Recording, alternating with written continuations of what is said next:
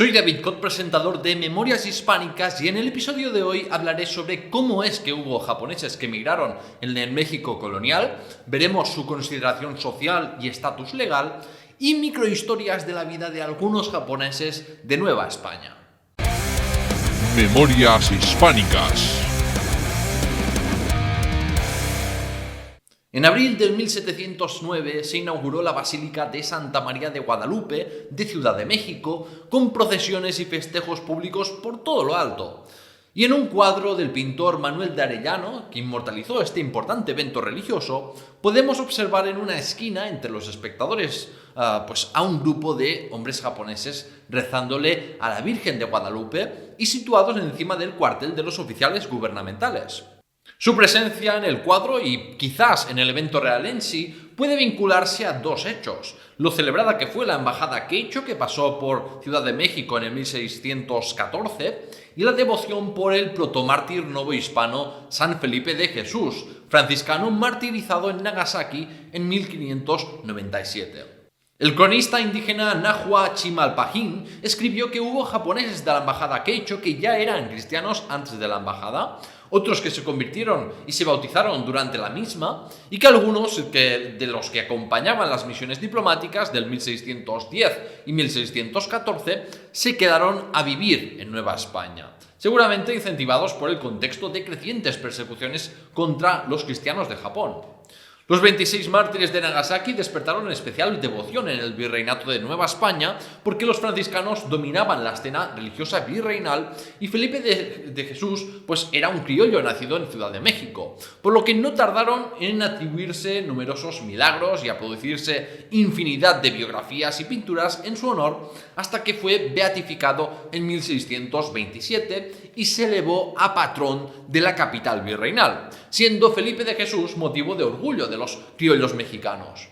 Y aunque haya quedado olvidado, no debería sorprender que los japoneses cristianos asentados en Nueva España sintieran especial reverencia hacia los 26 mártires de Nagasaki y concretamente San Felipe de Jesús, porque el destino de los mártires estuvo ligado a la posterior expulsión de las órdenes religiosas y la persecución del cristianismo japonés, con muchos siendo forzados a abandonar su fe, ejecutados o bien expulsados y exiliados del país para tomar refugio en Manila, Macao o Nueva España.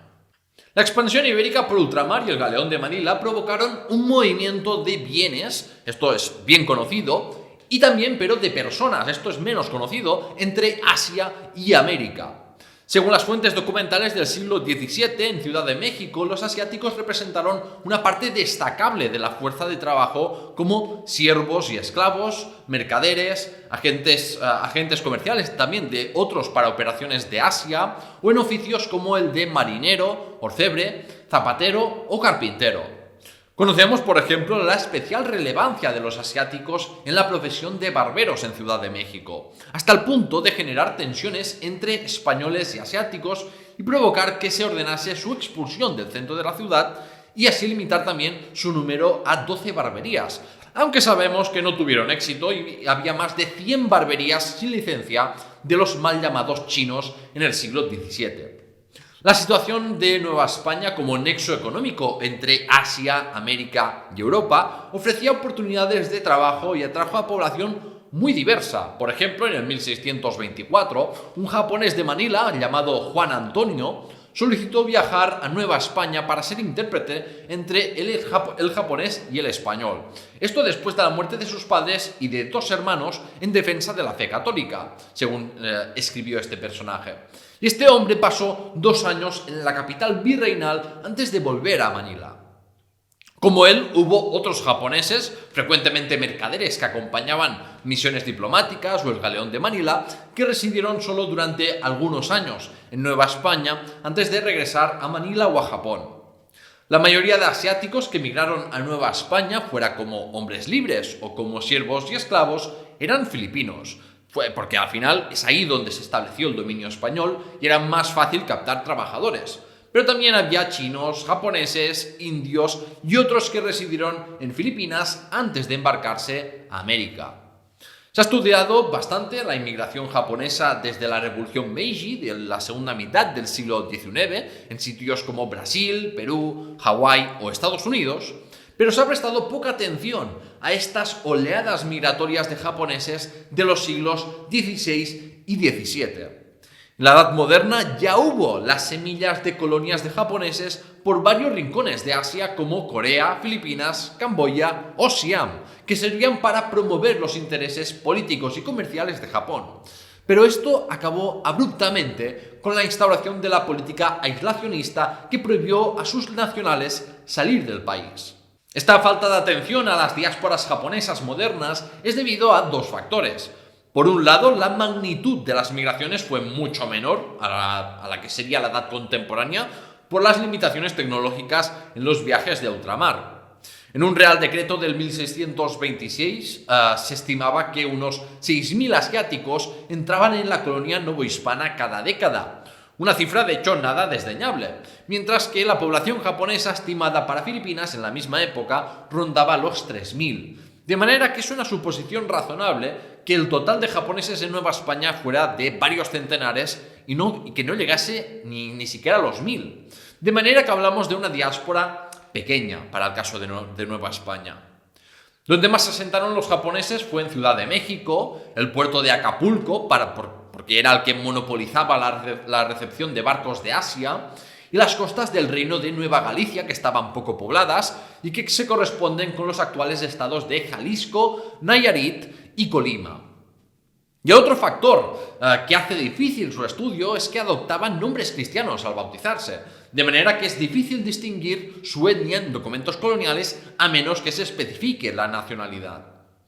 Además, asimilaron completamente a la sociedad novohispana, como hicieron otros asiáticos. Se debe tener en cuenta que la población asiática siempre fue una minoría y solía vivir bastante dispersa sin formar sus propios barrios y comunidades. Y aun allá donde pudieran concentrarse asiáticos, muchos eran de procedencias muy distintas y no compartían una lengua. Como podemos ver, por ejemplo, en el caso de una congregación de Ciudad de México, cuyos alguaciles eran un japonés y dos tagalos y un pampango de Filipinas.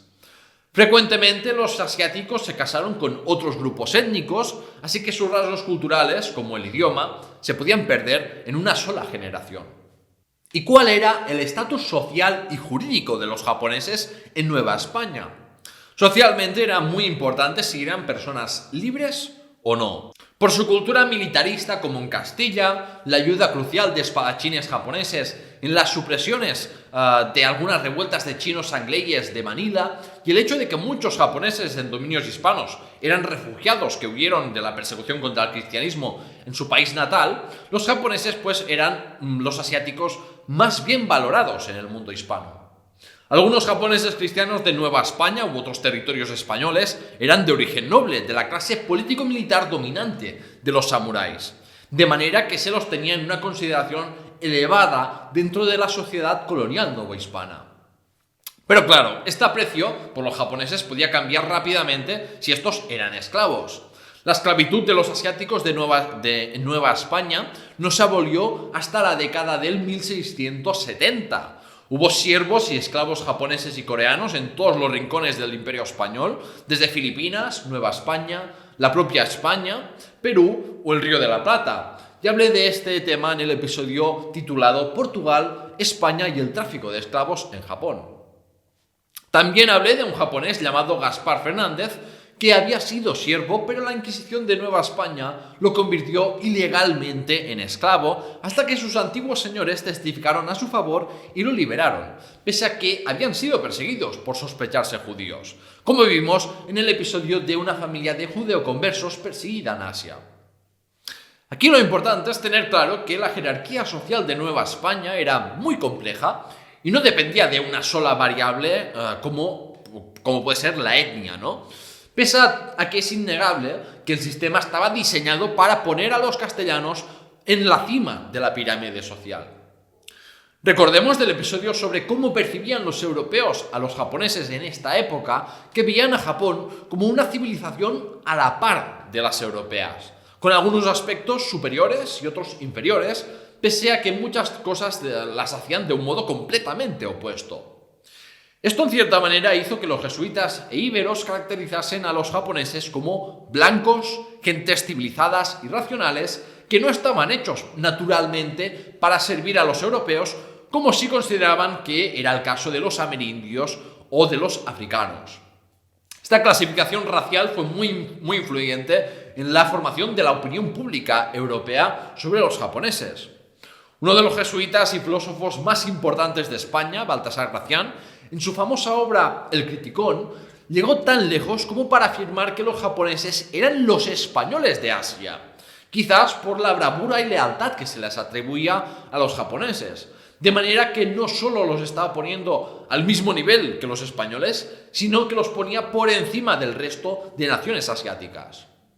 Sin embargo, legalmente las autoridades virreinales ponían a los japoneses dentro de la categoría de indios. Concretamente, para diferenciarlos de los indios naturales de América, los llamaban indios chinos, porque en esta época, en lengua castellana, se solían referir a Asia como China o Gran China, y se empezó a usar el término asiático, no se empezó a utilizar hasta finales del siglo XVIII como sustituto de chino o indio-chino.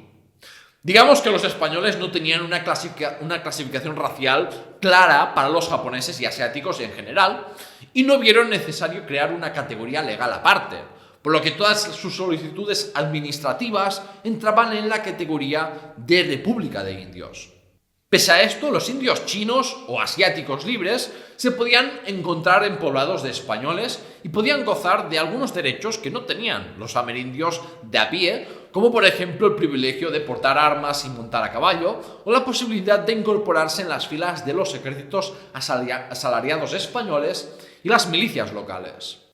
Para cerrar el episodio veamos quizás lo más interesante de todo, algunas microhistorias para poner nombres y apellidos a algunos de esos japoneses que vivieron en el México colonial. La comunidad de japoneses más bien documentada y estudiada de la Nueva España del siglo XVII la encontramos en la ciudad de Guadalajara, del estado de Jalisco, porque ahí los japoneses consiguieron un papel social relevante en la economía de la ciudad. Juan de Páez fue un japonés de Osaka que fue prestamista, albacea y administrador del patrimonio de numerosos individuos prominentes de Guadalajara. De hecho, llegó a gestionar los cobros de diezmos y las cuentas de la catedral de Guadalajara. Esto catapultó aún más su prominencia socioeconómica y llevó a que, a su muerte, se le enterrara en un lugar privilegiado de la catedral.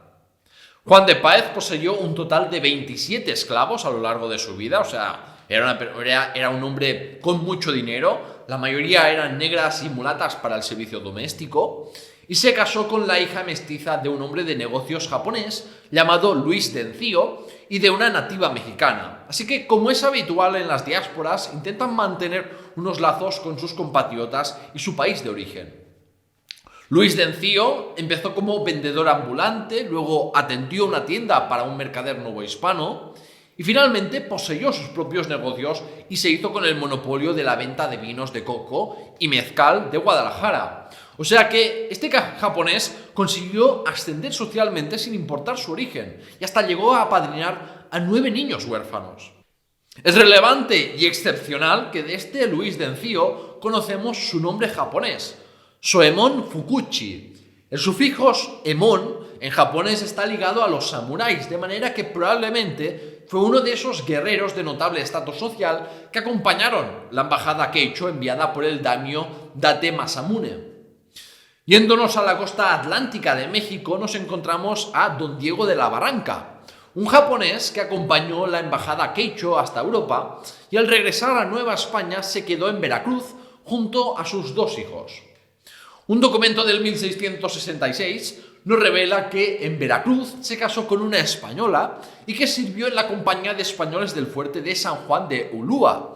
Por estos servicios a la corona y por su posición social ya elevada en Japón, fue ennoblecido con el título de don y se le dio a Diego y sus hijos la exención al tributo y el derecho a llevar por la calle sus katanas y dagas. Como siempre hay que recordar que estos casos de éxito eran excepcionales y por eso están mejor documentados. No hay que tomarlos como la regla, porque la mayoría de japoneses llevarían una vida humilde y, como veremos ahora, algunos también se enfrentaron a la discriminación propia de las sociedades coloniales. Ese fue el caso de Manuel de Santa Fe, que había obtenido el grado de bachiller de filosofía en la Real Universidad de México. Hasta aquí todo bien, pero en el 1674 quiso estudiar medicina y ahí encontró opositores para el acceso a una educación superior.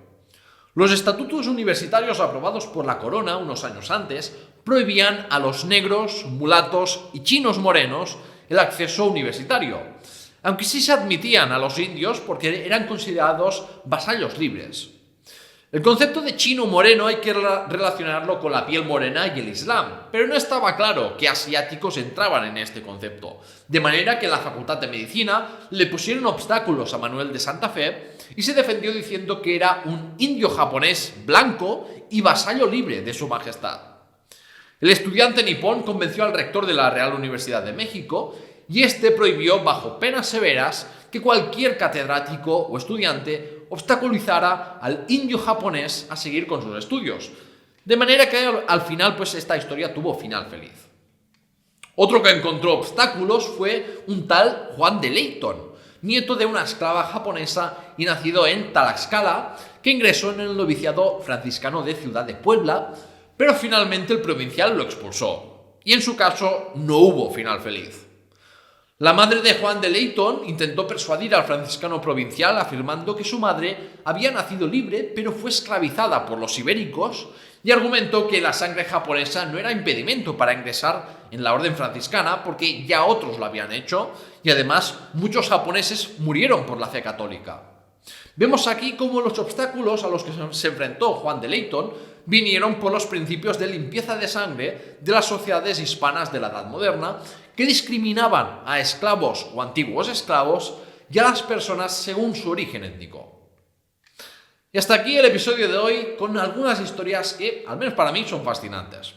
No sé a vosotros, pero bueno, si te ha gustado, acuérdate de darle a me gusta y comentarlo, que siempre me gusta escuchar el feedback de mis seguidores. Y no te olvides de suscribirte al programa en YouTube o podcast si no lo has hecho ya.